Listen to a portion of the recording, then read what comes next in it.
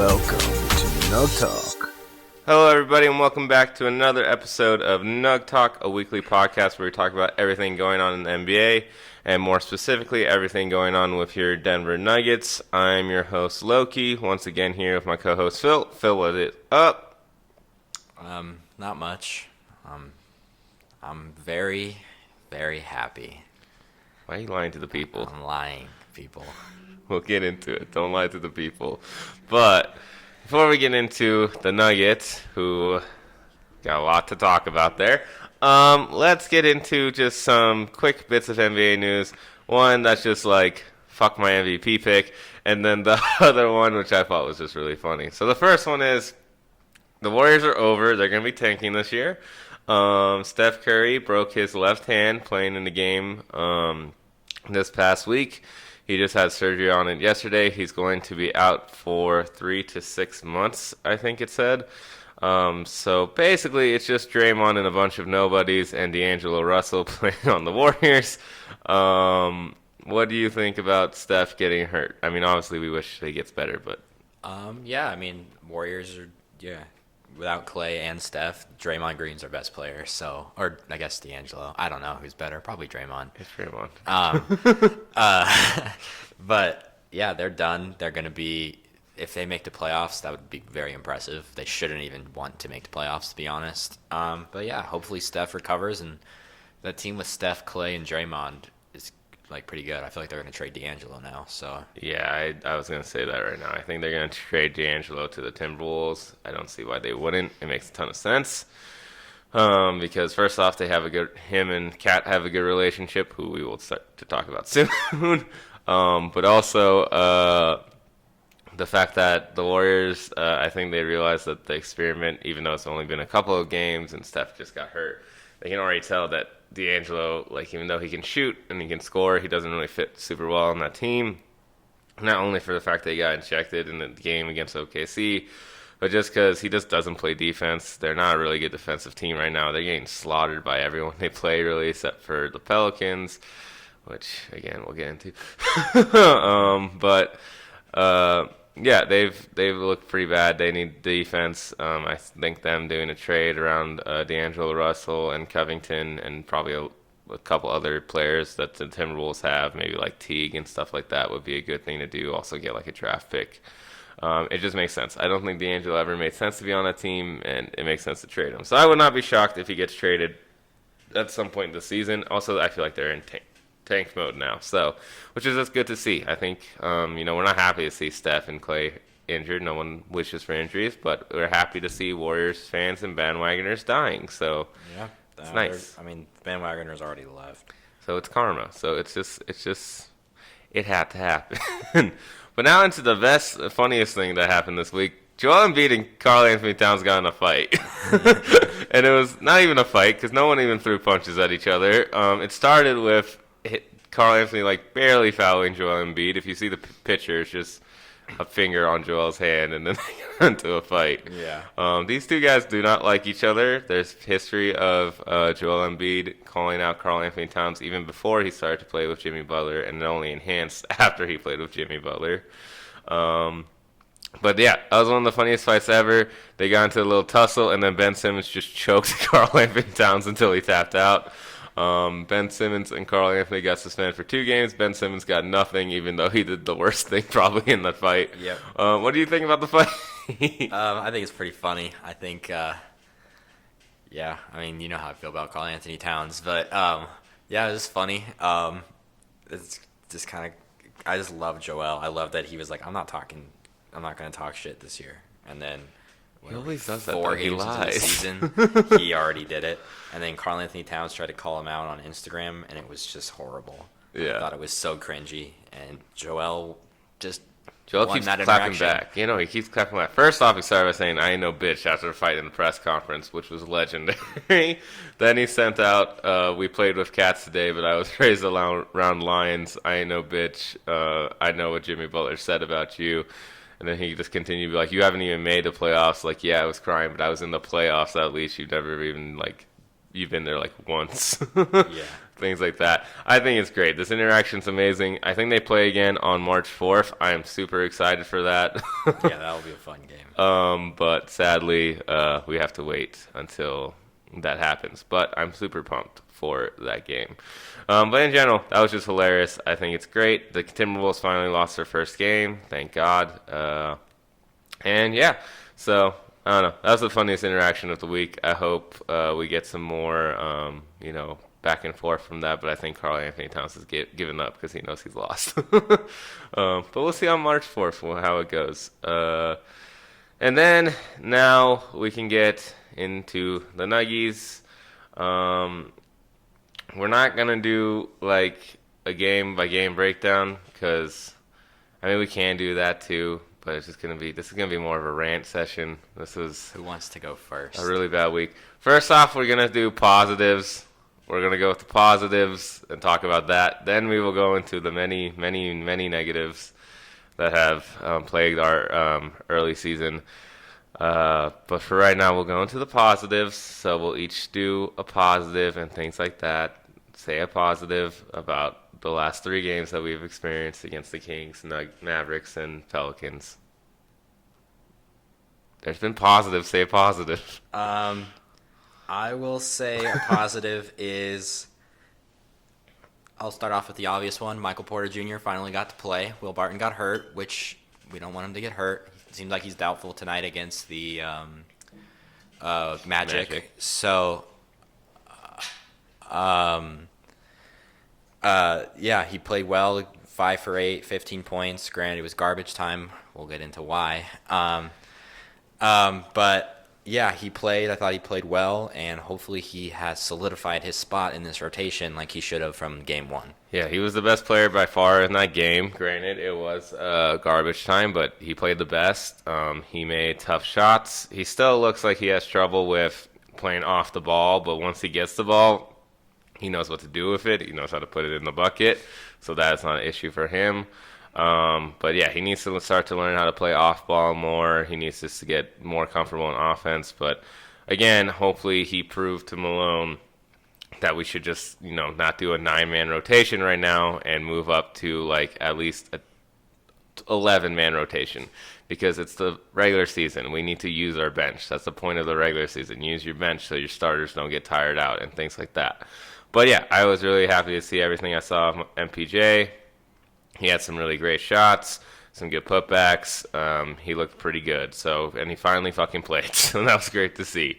I think every Nugget fan, that was the only happy thing that happened in that game.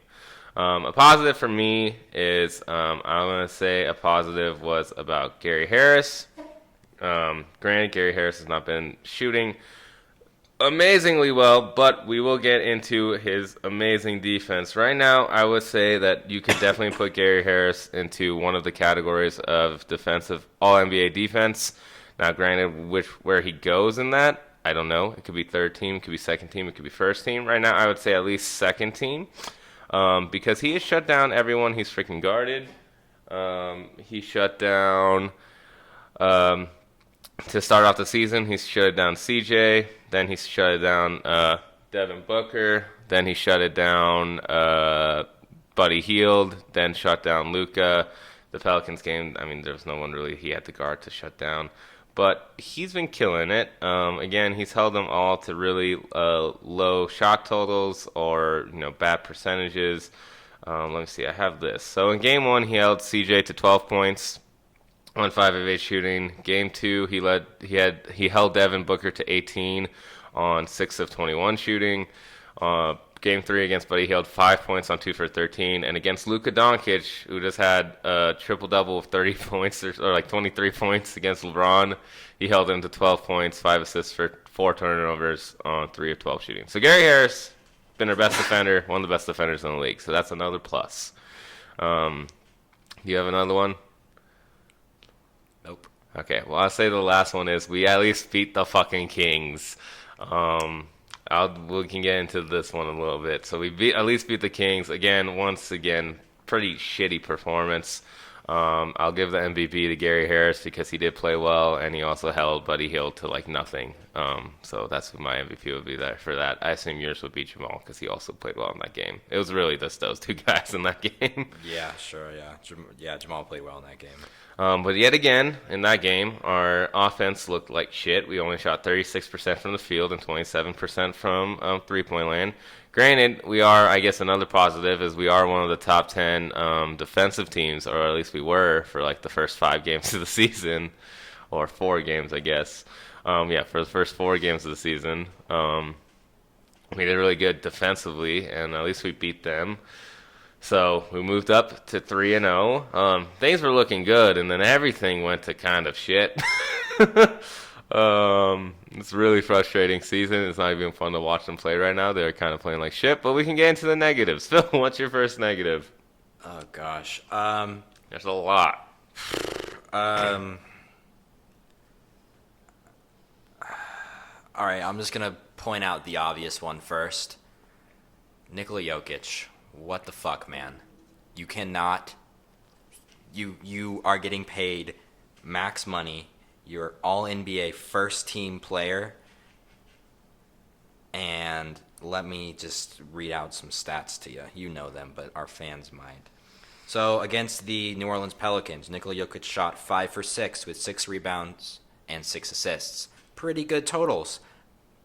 Let me tell you some players who took more shots than Jokic in that game. Jamal, Gary Harris, Michael Porter Jr., Jeremy Grant, Malik Beasley, and Monte Morris. I again say, what the fuck, man? You need to be shooting at least 15 times a game. You're our best player. You need to be doing that. Against the Dallas Mavericks, same story. 4 for 8, 10, 10, and 10. Triple-double. Cool. Maybe if you scored 20 in that game, we would have won. And then Sacramento, you had a bad game, but you took 15 shots. And I can live with you having a bad game once in a while if you take those shots. Stop playing scared. We know that what makes you best is the fact that you are a distributor, but you're our best player. We need you to score 20 at least every night. I talked about this before the season started. I really thought he was over this issue of not shooting the ball and being like our guy. I really thought he got over it in the playoffs. I really didn't expect us to see this issue pop up again. It's here again. He's not shooting the ball. He's passing it up when he has open shots. He's passing it up when he has his mismatches. I don't know if he's just trying to get everyone involved. I don't know what's going through his head. He needs to shoot more. He can't be shooting like this. He needs to get more aggressive, be more involved in the game offensively, and not just by passing, by scoring. And to do that, like, he just got to be more aggressive. And the thing I told you, too, is it's embarrassing that he only took 5 shots in that last game where Embiid, who got suspended in that game against Karl Anthony Towns, took 17. I mean, not suspended, ejected. He got ejected, and he still got more shots up than Jokic. And that's because he knows he's their best player, so he's getting shots up. Like, that's what Jokic has to do. He has to have the same mindset that Embiid has. Right now, Jokic is not one of the top centers in the NBA.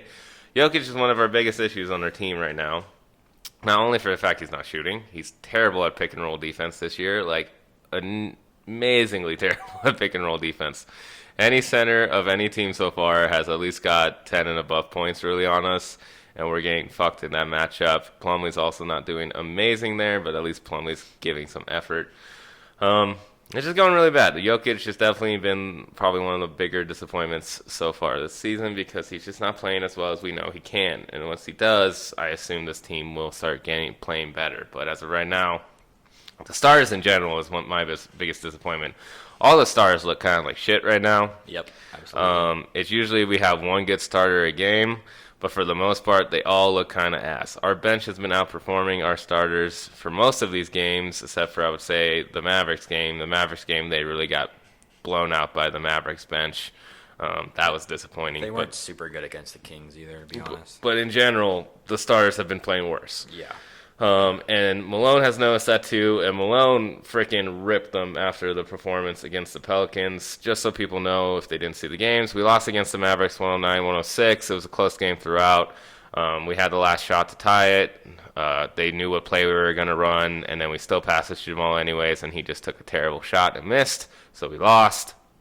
And then against the Pelicans, we got fucking smacked. They had like 37 fast break points. They won 122 to 107. All of our starters were pretty shit. None of them got above 15 points. Our two high scorers were Porter Jr. and Jeremy Grant, which is not. Jeremy. God damn it! Every time, Jeremy Grant. Why is his brother's name so close to this? Anyways, yeah, that can't be the case if you want to win games. And Malone ripped into them after that. He said that was an embarrassing performance. That was an embarrassing effort defensively. Gave up 37 fast break points. You can give all the defensive transition rules you want. But to me, transition defense boils down to one thing. That's effort. You have to get back. And he's just basically saying they didn't show any effort in trying to play defense. He also said, I think our starting group struggled. I thought they were low energy. We were lucky to be down 4 at halftime, and then they came out and punched us in the mouth in the third quarter. Overall, he said it was embarrassing effort by the starters, and he needs to look into ways. He even took some of the blame. He said it's his fault the starters haven't been playing as well as they should, and he said he's going to look into ways to make them play better. And then the biggest quote he said is, we're a great talk team. We can do all the talk before the season starts. Of what we want to accomplish and how we want to be a championship contending team. And then he says, all bullshit. Don't tell me about it. Show me. And then now we've got, we just basically got to show it. So he called out the whole team because they were. We did a whole episode preseason about all the good things they were saying and how we were excited about everything they were saying, that they were focused on a championship. And then they come out with these low effort performances where they're losing to teams we know they shouldn't lose to. Mavericks, I can give kind of a pass. They do have very talented players, but those talented players didn't play well in that game. The way Luka and Kristaps played, we should have won that game by 10. It's just frustrating. And the Pelicans, we definitely shouldn't have lost to. They are a more improved team, but Jesus Christ, 37 fast break points is too much. And then this goes back to Jokic, where I have issues with how Jokic is leading right now, and I have issues with how Jokic is just playing right now.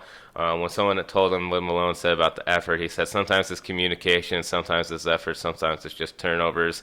Then he said it's not just effort. Don't go against what your coach says. Just accept it. You're not playing well. You're not showing effort. The starters are playing like trash. You guys have to play better. This is terrible right now. They're literally getting played by anybody and anyone who's playing on any other team starters-wise. We have not had really a big lead going into any first quarter. We've had good starts in first quarters, and then we blow it, and then we've had good points in game. We haven't had a big lead ever. Our biggest lead, I think, in a game was against the Kings, right? The Kings, and they came back. So, yeah. Are you still ranting, or can I? You can go on to your rants. We'll have a big old rant right now. This is going to be a rant fest, just for anyone listening, because what else are we going to do? It is. I do want to put this out there. Yeah. It is early in the season. We know that everything can change, but we had high expectations for this team. Not saying they needed to be 5-0 right now, but we did expect them to at least go 2-1 in the stretch, and we didn't even expect them to play this badly in the stretch. We could easily be 0-5 right now. That's the scary thing if you think about it, because all the games we won before this were very close games, and we could have easily lost those. So that's why we were upset. We expected this team to be performing at a way higher level. But again, it's early.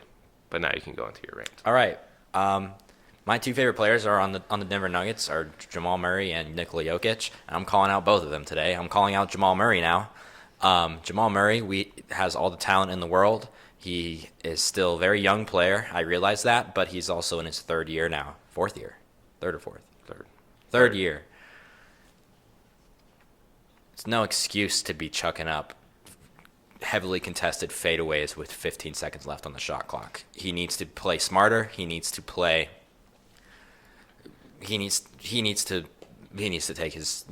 better. He needs to play better. He needs to play smarter. He needs to put in more effort, as everybody on the team virtually does. He is not playing well right now. The numbers are inflated because he's taking a bunch of shots, but he's shooting horribly. He's only averaging 16 points a game when I say that. So, he's one of our worst three-point shooters this year. Yeah, and that's not He can't buy a three, and all that needs to change. Granted, our whole team can't shoot from three. Except for Paul Millsap. I have a pretty disgusting stat from the New Orleans game. So on open threes, where the closest defender was 4+ feet away, the Nuggets were 3 for 12. On wide open threes, where defenders were 6 feet away or more, they were 3 for 15. That's not acceptable. Obviously, you have bad shooting nights. I get it, but you need to you can't afford to shoot like that in the NBA. And we all know that we have good shooters on this team, so we need to play better, straight up. Yeah, I'll let you move to your rant because I have like 3 more. I will add on to the Jamal thing. I think when I watch Jamal, I get really frustrated. He's busting my balls. I will say that all the time when Jamal just plays terribly. It looks like to me, though, when I see him play, it looks like he's thinking about it too much. For sure. He's not just letting the game come to him. He's thinking about what he should do. I think he's thinking about too much about also being a facilitator. That's not your job, man. That's not your game, dude. Just score, take shots, not dumb shots, but take shots and make them. And when they're open, you got to make them. My biggest thing right now is he's supposed to be our best three-point shooter. He came in when we drafted him to be our best three-point shooter. He's shooting terribly from 3. I don't even know what he's shooting from 3, but I could find it out probably real quick. I got you. Like, he's one of the worst three-point shooters we have. Shooting 30% from 3. That's terrible for him. Which is good for, I'll say, I'll say third worst on the team. The only players shooting worse than him are Jokic at 21% and, sadly, Jeremy Grant at 22%. It's insane. But, yeah, he's shooting 30, and that's not acceptable. Jeremy, I can give like a pass to. He's new. He's learning stuff still. It's fine. The issue, I'll get into my rant. The issue I have with this start of the season is the whole reason we kept everyone together and didn't add anyone in free agency was because we were preaching having continuity, having consistency. It's going to help us early in the season because we don't have to learn much. We can just get right off the gate. That's not fucking happening.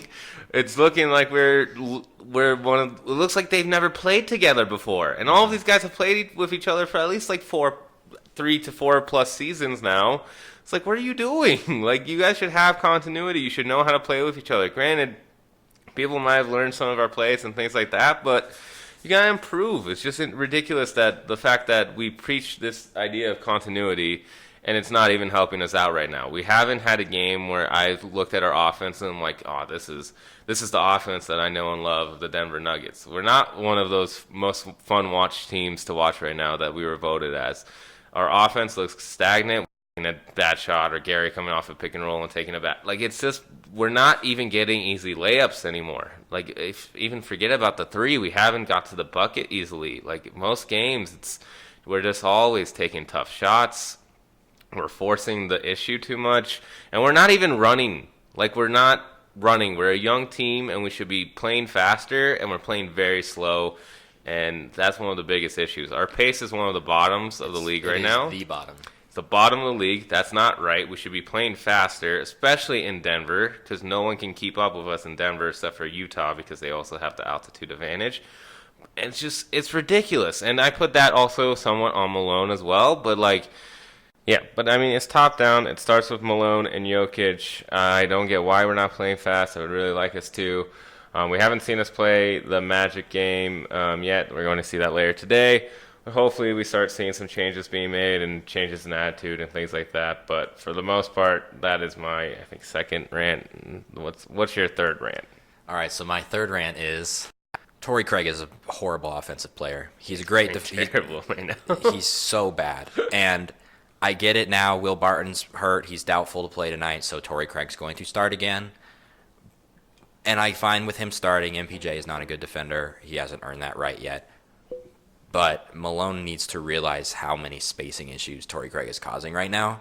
He cannot buy a bucket. He is playing pretty well on defense, but he's not playing that well on defense. He's still one of our top defenders he's right behind Gary. He's our second best defender, especially after Paul got roasted by Brandon Ingram. Yeah. But I have a lot of issues with our role players right now too. Like, it's not just Jamal, Gary, Jokic, Millsap. Malik's been actually one of our best players. He's shooting well, good percentages. But then I think it was against the Pelicans where he shot like 4 for 15? He shot 4 of 13. But 4 of 13. Pretty bad. That's my issue with Malik is he's a great shooter, and I know shooters shoot, but there's so many times where he just kind of gets the ball and he just chucks up a three, and that's fine if you're hot. I love it when you're making them, but you weren't hitting shit. No one was. That's where you go to the basket. I bet my paycheck that we got destroyed in points in the paint in that game. Oh yeah, we definitely did. I can look it up. And that's just the thing is. It's kind of like on going off of what you said. It's like we're not playing. Actually, no, we won points in the paint in that game. I'm not giving up my paycheck. I want your paycheck. But I'm taking it after this episode. That is shocking to me, though. We're going to get food now. we couldn't buy a bucket. It's just I know that like percentage wise, maybe they look like they're playing well, but I honestly think Monte and Malik are playing horrible this season. They're just not playing what they used. No one's playing as good as they did last year. That's true. It's insane. They all digressed. Everyone's playing poorly. Jeremy Grant has a good game once in a while, but he's also busted my balls a little bit. It's just weird. This is not what I expected. I don't think this is what anyone in the league expected. I think everybody expected this to be a high-scoring team with questions on defense, and it's kind of the opposite, except the defense is now bad. So we're just playing like a bad team all around. We had our worst defensive game. I wouldn't be shocked if we're still somehow in the top 10 right now because we were in the top 10 for most categories. Our defense is the reason why we did win the 3 games we did win, but Jesus. But yeah, our defense has looked really bad in transition, and I just don't know really what's going on over there. Yeah, they asked Malone in an interview today that transition has been one of the recent problems. He also said it's one-on-one containment and it's low man awareness. He said it's multiple effort. They've been beaten on all the hustle stats this season. I mean, and that makes sense if you really like think about the games. There's only like one guy who's really been putting in a lot of effort and going 100% the entire time, and that's Will Barton. And that's really fucked up to say because we gave him so much shit. Granted, he's had 2 good games, 2 bad games, and then he got hurt, which is unfortunate. But the 2 games that he played really well in, and even the games he played bad in, at least like you said, he was trying. Yeah. Like you could tell he was trying. They need to get that shit back on their shoulders. They haven't earned anything. They act like it feels like they're like, oh, we won 54 games last year. We've arrived. You haven't arrived. The West got better. Well, obviously right now you're not even a top 10 team. But There's people who think the Mavericks are better than us right now. That should not be the case. Frankly, they are better than us. They almost beat the Lakers, and Luka and Kristaps pop off. They popped off like we would hope that our 2 best players would, but they've been shooting 5 of 6 or 4 of 13. So it's just not a great time to be a Nuggets fan. This has been a rant-filled episode. I'm sure a lot of Nuggets fans out there are going to think we're overreacting. We get it. It's short, but we have to get our feelings out. So to put these issues out in the air, it's not like you're going to listen to this, but it just if they're not doing this internally in their locker room themselves, that's an issue. Yeah, we're not making any grand statements here. This is obvious stuff right now. Bad shots, poor effort, poor defense, not enough shots, wink, wink, Jokic. And then some guys are also they're just trying to do too much. Malik Beasley, trying to do too much. Yes, Will Barton at times, trying to do too much. That's his game, but he's trying to do too much. Even Gary Harris sometimes trying to do too much. Yeah. I want you guys to... I want you guys to play... I don't want you to play like you're playing...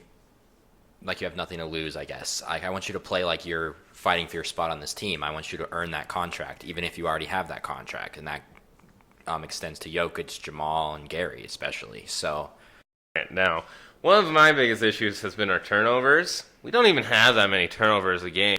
Like, there was a lot of turnovers in that Pelicans game where someone would make a cut, or like they were faking to make a cut, and we would pass to them, and they weren't there. And I was like, you guys have played together for 3+ years. The specific play I'm sure we're both thinking of is Plumlee had it, and then Malik pretended to cut, and he just passed it out of bounds. Plumlee just tossed it out of bounds. And that was at like a pretty important juncture of the game too. And then the fact is also with a lot of these turnovers, again coming back to this effort issue, we are getting killed off of points off of turnovers. I think in every game we've lost that category. And the fact is, you are usually close into turnover like amounts with the other team. They're just killing us because they're playing faster than we are, and also we're playing poor effort defensively on the defensive end transitionally. It's ridiculous right now. Like again, I put some of it also on Malone. There's been some times where Malone he's pulling out some weird lineups out there, man. I get it's early in the season. He's got to try things out, but I really don't like that lineup of Jeremy, Torrey, Malik, Monte, and Plumlee. I don't like that one. Two good shooters who are having bad seasons. Yeah. So, I think at least one of our starters could always be in. That's what I was talking about with Kieran last night, is that our bench is good, but why are we have enough players on our team to where we can stagnate these. We don't have to have a Monte, Malik, Torrey, Plumlee, Grant. We could have like a lineup where we like mix our starters and our bench. We could have a Jamal, Malik, MPJ, Grant, Jokic lineup. Like, how amazing does that sound? Yeah, I mean, that would be way better, and I think Malone's like kind of opening up to the idea of that. At least I hope he is. He looks like he's taking some of the blame on there, and we just have to find ways also to get MPGA in there as well. Some plays. Run him plays. That's what I was going to say. Get his confidence just run up. him a play every single time. He's a rookie. He's gonna learn how to play off ball. He knows how to ball. Score, but he just doesn't know how to score without the ball. Let him do what he's best at, and the other stuff will come. That's how players develop. But you need to play him for that to happen. Again, yeah, and no one's innocent on this team. I can't name a single thing associated with the Nuggets who I'm happy with right now. An easy play to run for him would just be, he's a very good shooter. Just have him start doing back screens, coming off the back screen and going to the three-point line and then just pulling up. I 100% believe that he would make at least, I'd say 35% of those shots. Yeah. Because he makes contested three-pointers. He probably upgraded our contested three-pointer shot thing in that game that he played. He just popped off one in front of a guy. And they talked about him. But yeah, they talked about him, and they said Jokic and Millsap, they said he's very offensively gifted. They remind him a lot of like Kevin Durant. Jokic even said he is just like Kevin Durant in the fact that he's so tall that he can shoot over anyone, and it's really hard for anyone to guard him.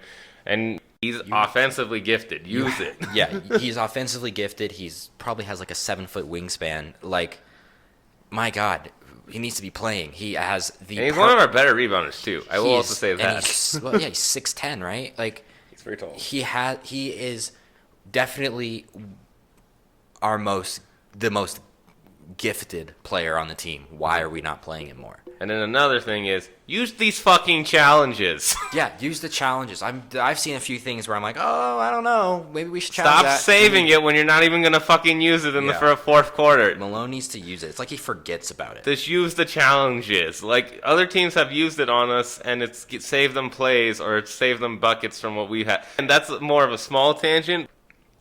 It's ridiculous. And then again, this is my biggest issue, and this one I'm going to go on a huge rant for. The center defense issue is way too fucking annoying. Every center we've played has scored above 10 points on us or have had like one of their most career high games. Raquan Holmes fucking killed us in that Kings game and almost beat us single-handedly by himself. And he's off the bench. He had 24 points on 10 for 14 shooting, 13 rebounds.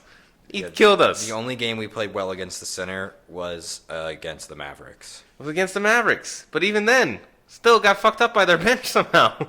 So there's always something. And then this game against the Pelicans, Jahlil Okafor, who, like, we're glad that he kind of looks like he's starting to finally fit in team and things like that. He's had a rough early career.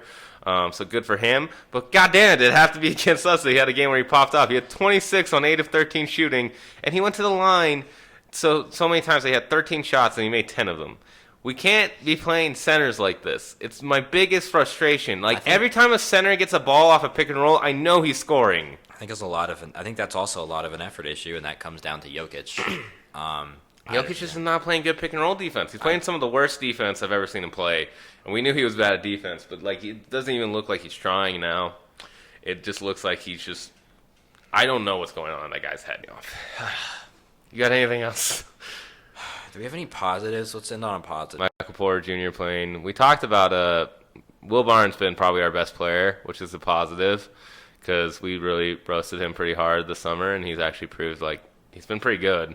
Like he proved that he could be a starter some nights. Granted, I'm okay if he has inconsistent nights because he's been 50-50. I don't know. I'm trying to think of another positive. Well, here I have two positives. One, if you have DirecTV, congratulations. You get to watch Altitude. If you have Comcast or Dish, fuck you. Well, I mean, I think that they're probably working on it now, so hope's there. And Fingers hope's what crossed. rebellions are built on. Second is Bol will be playing this season. I don't know when, but apparently he will be playing in the G League, and he will be on. Be playing in the G League. Well, I heard he wasn't even going to play this year. So, and he's going to play. So at least he's getting healthy. That's all I got. Hopefully in a week's time we'll be in a very different mindset. I think by the time we record we'll have played the Sixers, right? Yeah, by the time we record, we'll play the Sixers. So our next 3 games are the Magic, I think the Heat, and the Sixers. Yes. So we'll get into that. I think one more positive I have is a team stat, and this is just a good stat just in general because usually we're pretty bad at this. I think we're one of the best free throw shooting teams right now. But let me check on that real quick. Doesn't have team statistics for that. Either way, I think we're one of the best because for the most part, in free throw percentage, we are 6th in the league at 82%. Yeah, so that's pretty good to see because usually we're pretty bad at free throws. But as far as offense goes, we are 22nd in points scored and 23 in field goal percentage. Why did you have to bring negative into this? We just said we're going to do positive. Sorry. Come on, man. Also, to add to the free throw thing, we would be like probably near 90% if it wasn't for Plumlee free throws. But yeah, I mean, obviously we cover the stupid turnovers, but we're 5th in the league in turnovers. Yeah, that's what I was saying. We don't even have that many high turnovers. But then the points off of the turnovers is fucking ridiculously high. It makes no sense. We're just not trying. It's a really weird. I feel like that's the thing.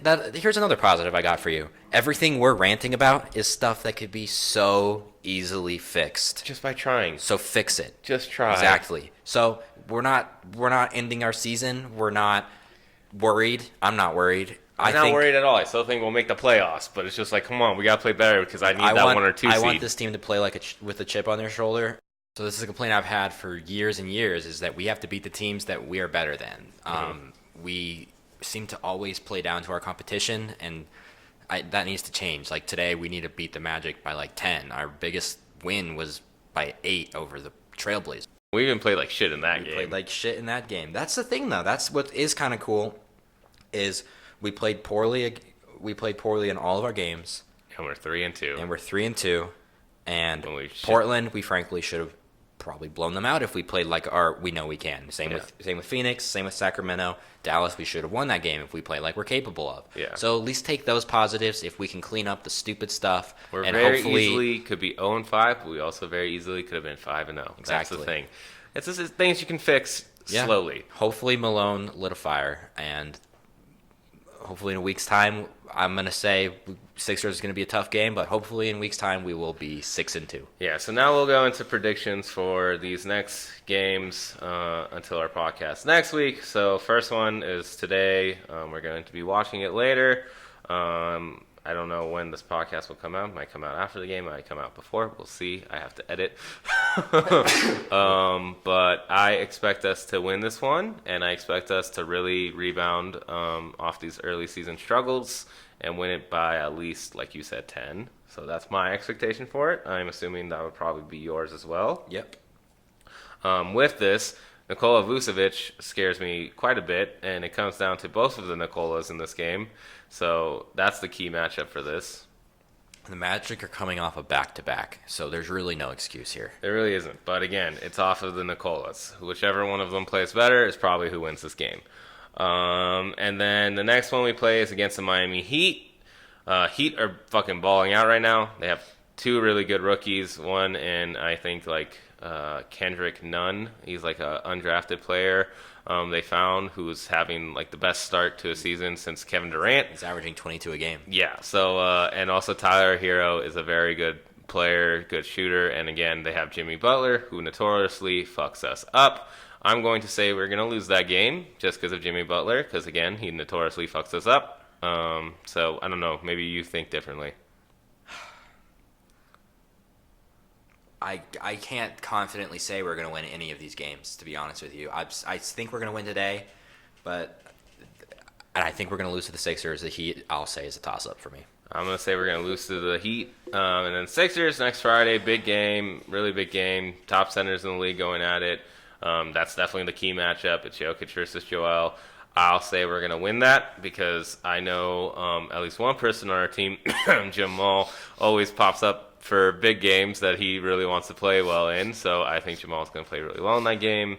Hopefully outperform Ben Simmons at that position. And I think we'll win a close game, but I think we will win it. So yeah, I'm gonna say we're gonna go 2-1, but we're gonna lose to the Heat because Jimmy Butler just fucks us all the time. I think, yeah, I don't know. I really don't know. I think Gotta give a prediction, Phil. What do you think? I'm gonna say 2-1, but we lose to the Sixers instead and beat the Heat. Okay, so we're both hoping to go 2-1. But I expect good performances in all three of these games. As long as we play well, I don't even care if we lose. The fact is we're playing shitty, and that's why I'm upset that we're losing. Like, if it was like we played our best game and we just lost, like, I can take that. Yeah. I don't like feeling butthurt after games because I know we played terrible. It's never going to be perfect. And we're not going to beat teams like the Pelicans and the Kings every single time we play. It's the NBA. Every team's good. Every team's good. But come on. Credit to the Pelicans. They have a good squad that is just going to get better when they get Zion back. Yeah. But if he comes back. No, I'm kidding. Yeah, he's coming back. But play like a 54-win team. That's just all. Play better. Play like a team who literally so many people in the NBA said is a contender this year and is going to be a contender for years. Charles Barkley said we're going to win the chip, bro. Like, that's like a curse. I really hate it when Charles picks us because anytime Charles picks a team, they lose. yeah, that's true. But yeah, you should be playing better. Most people say we should be a top 3 team in the league. A lot of people put us like right below the category of the Los Angeles teams. So you just gotta play better. You really do, especially because those Los Angeles teams, they're not fucking around right now. Kawhi and LeBron are insane. Both of those guys are battling for best player in the league, and I fucking hate it. Yep. So yeah, but we'll see how it goes. We're expecting better performances. I'm expecting Jokic to pop off tonight. I want him to have at least 25 and hopefully a triple-double with it if possible. Yeah. So I just want to win. That's all I care about. I want a good win. But Jokic needs to pop off. I would love for Jokic to pop off. Another thing about the Nuggets that also just came out, it's just Malone was asked how the Nuggets regrouped, and he was like, we don't need to regroup sort of thing. He was like, we got on a plane and flew to Disney World? To Orlando. Disney World. and then he said we did have an optional shoot around once we got into Orlando, and everyone attended. So at least seems like, I mean, yeah, but if we heard this before, they've always done good things, but that doesn't equate to the game so far, has it? Exactly. But yeah, I have nothing else to say. We've kind of said it all. So all right, well, that's the podcast for this week. Sorry it was a rant-filled episode. Maybe you like that it was a rant-filled episode. Maybe you're just as upset as we are. Or maybe you're more patient than maybe you think we're overreacting. Are we? Probably. Maybe we are overreacting. But again, really high expectations I had for this team. I've been very disappointed. Yeah, I mean, but again, in early season, a month from now, for all we know, we could be like 15-4. So like, true.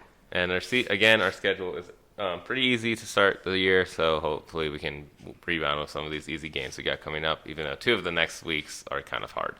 But yeah, we'll see how it goes. Hopefully next week when we talk to you guys, we won all those games. That'd be great. We'll be way more happier. And we'll rant about the good stuff.